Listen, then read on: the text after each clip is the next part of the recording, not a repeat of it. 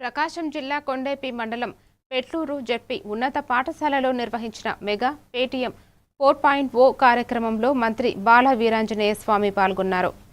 విద్యార్థులకు నాణ్యమైన విద్య, మెరుగైన మౌలిక వసతులు, తల్లిదండ్రులు, ఉపాధ్యాయుల సమన్వయంతో ప్రభుత్వ పాఠశాలను బలోపేతం చేయడమే రాష్ట్ర ప్రభుత్వ లక్ష్యమని మంత్రి తెలిపారు.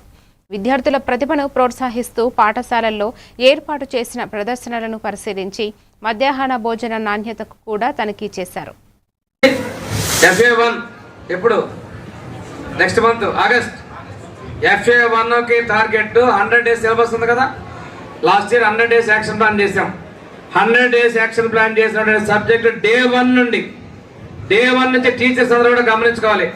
డే 1 నుంచి రైజింగ్ స్టార్, షైనింగ్ స్టార్ చేసేదానికోసం అదే ప్రణాళిక ఇప్పటి నుంచే చేయాలి. మాటలు రావు, వినపడదు. ఆ పిల్లలకు ఆ సబ్జెక్ట్ పెట్టమంటే కొంత అధికారులు చెప్పినప్పటికీ కూడా నేను SRM ఇన్స్టిట్యూట్ వస్తే వాళ్ళు అడాప్షన్ తీసుకున్నారు. వాళ్ళకి అర్థమయ్యేటువంటి సైన్ లాంగ్వేజ్ మాటలు చెప్పేటువంటి వాళ్ళు కూడా పెట్టుకున్నాం. అలాంటి వాళ్ళకు కూడా డిగ్రీ కూడా మంచి స్థితిలో ఉండాలని, బాగా చదువుకోవాలి మనస్ఫూర్తిగా కోరుకుంటూ, తల్లిదండ్రులు వచ్చామా పోయామని కాదు, పిల్లలు ఎలా చదువుతారు అప్పుడప్పుడు అడగండి.